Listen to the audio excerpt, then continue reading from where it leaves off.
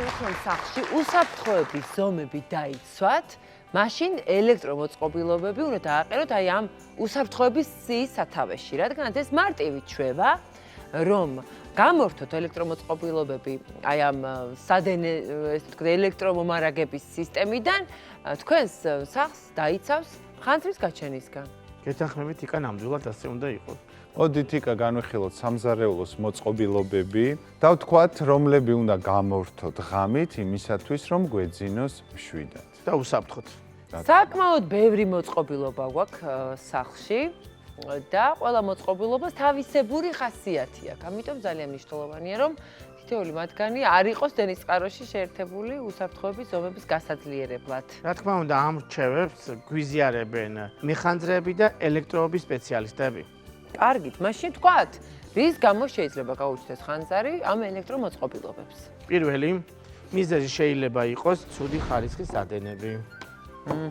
შემდეგი ეს გახლავთ არასტაბილური ძაბვა. აი მე მაგალითად ჩემ შემთხვევას გეტყვით 90-იან წლებში ხანძარი გაჩნდა ჩემს სახლში, იმიტომ რომ ღამით შეერთებული იყო ტელევიზორი და მაღალმა ძაბვამ პირდაპირ მნიშვნელობით ააფეთქა ტელევიზორი და მოხდა ჩემს სახლში ხანძარი. ვაუ, ნახეთ რა მართლაც რა საშიში ყოფილა. ასევე ძალიან ყურადსაღებია და მნიშვნელოვანია, რომ ეს ელექტროჩამთვრალები იყოს მწყობში. ხშირად არის რომ რაღაც ნახევრად გაფუჭებული, მწყობრიდან გამოსული ელექტროჩამთვრალები გვაქვს ხოლმე სახლში. ეს მოითხოვს ჩვენგან ყურადღებას და ასევე ის შემთხვევები, როდესაც ერთ ჩამთვლელში ბევრი მოწყობილობა ჩართული. ეს გამანაწილებელი როა ერთგვარი, სადაც ბევრი რაღაცა შევაერთებთ ხოლმე.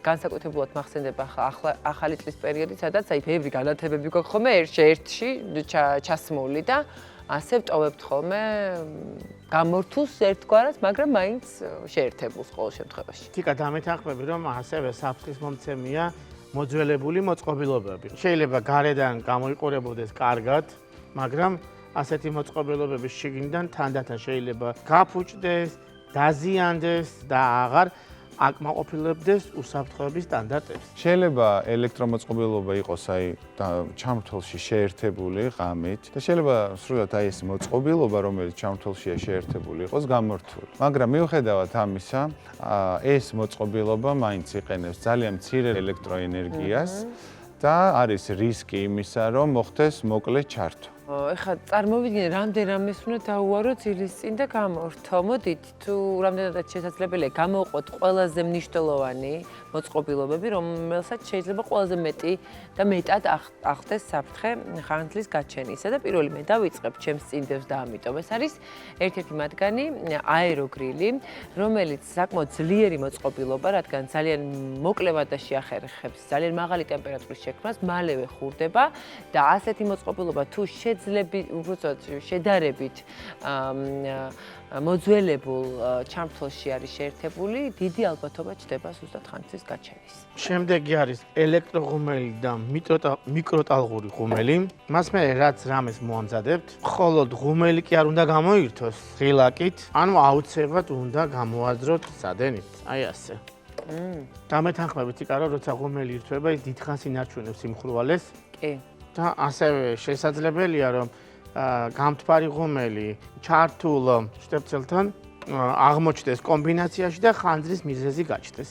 და ასევე თუ მიკროტალღური ღუმელი არის მოძველებული, დროთა განმავლობაში დამეთანხმები რომ მისი შიდა ნაწილები შესაძლოა გამოვიდეს წყობრიდან და ამამ შეიძლება გამოიწვიოს ნაპერწკლების გაჩენა, რაც ასევე შესაძლებელია იყოს ხანძრის გაჩენის მიზეზი. შემდეგი ეს გახლავთ ელექტროჩაიდანი და მეც და ალბათ თვითონ თქვენთაგან ღამით ელექტროჩაიდანს შეერთებულს ტოვებთ.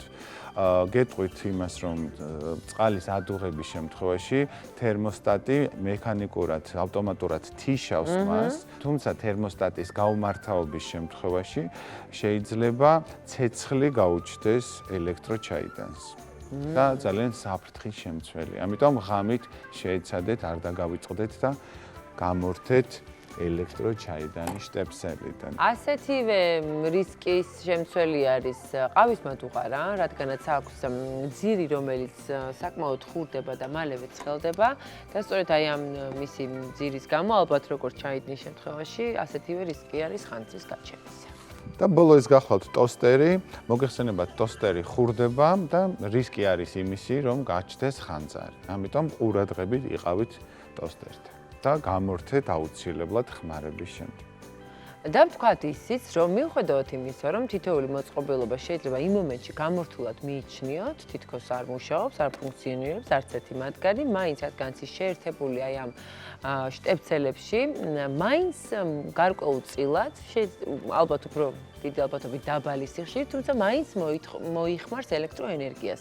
ანუ ეს ფინანსურადაც გამართლებულია, რომ გამორთოთ აი ამ შტებცელებიდან. თუმცა იმისათვის, რომ გაიმართოს სრულად ეს ელექტროსისტემა სახლში, ამისთვის შეიძლება ხელახლა რემონტიც კი დასჭირდეს ადამიანს, იმიტომ რომ ეს არის მთელი სისტემა, მთელ სახლზე ვრცელდება და საკმაოდ ხარჯიანი რამ არის და ასევე საკმაოდ რთულიც არის, ხო? მთელი რემონტის გაკეთება, იმიტომ რომ გამართოთ. რა შეიძლება რომ გავაკეთოთ თავიდან დასაცავად და იმის თავის ასარიდებლად, რომ ახლა რემონტი არ დაგჭირდეს მთელ სახლში? დამეთანხმებით იკა რომ ყველაზე კარგი იქნება თანამედროვე პირობებში, ხო, იყოს სამზარეულო აღჭურვილი სენსორული მოწყობილობით, ანუ სენსორი, რომელიც აღიქვამს კვამს და თუ ასეთი საფრთხე გაჩნდა სახლის პირობებში, სენსორმა დაიწყოს მუშაობა და გამოსცეს სიგნალი წამებში, გადაესეს უსაფრთხოების სამსახურს და ასე შემდეგ. ან უბრალოდ გამოგაღვიძოს რაღაც გაგაღვიძოს. ან რაღაცა სხვა მსგავსი ყურადღება მიიქციოს, მოკლედ, რომ საწყის ეტაპზე მოხდეს ლიკვიდაცია ხანძრის გავრცელების და ლიკვიდაციის. კი ბატონო. ასევე არსებობს ელექტროქსელის დამცველი საშუალებები, რომელიც არის ამ გრძნობიარე ცვალებადი ძაბვის მიმართ და მაგალითად აი მაცივარი ძალიან კარგი მაგალითია იმის, რომ იყოს ესეთ მოწყობილობაში დაერთებული. ანუ რაღაცა ცალკე ადაპტორები არსებობს? ადაპტორი არსებობს ამისთვის. აი არ ვიცოდი. რა თქმა უნდა, არავინ არ ფიქრობს ცუძე.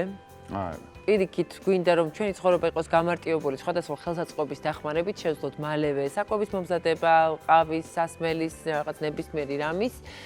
თუმცა, რადგან ვართ ექიმების გადაცემა, ვთვლით ძალიან საჭირო და აუცილებლადაც კი, რომ უსაფრთხოების ზომებზე ვისაუბროთ ხოლმე და მომენტებში შეგახსენოთ, რომ არსებობს ასეთი რისკები. მადლობა ძვირფასო ექიმებო ამ ყურადღების გამახვილებისთვის, ჩვენ დავემშვიდობებით ჩვენს მაყურებლებს ხვალამდე, ხვალკვირა ჩვენ ისევ შევიკრიბებით ახალი რჩევებისთვის და დღის ბოლოს ძილის წინ მაინც ეს ტელევიზორიც ალბათ ჯობია რომ გამოერთებულ იქნას შტებცელიდან თუ კი უკვე ძილის რომ მოვიდა. ნახვამდის. ნახვამდის.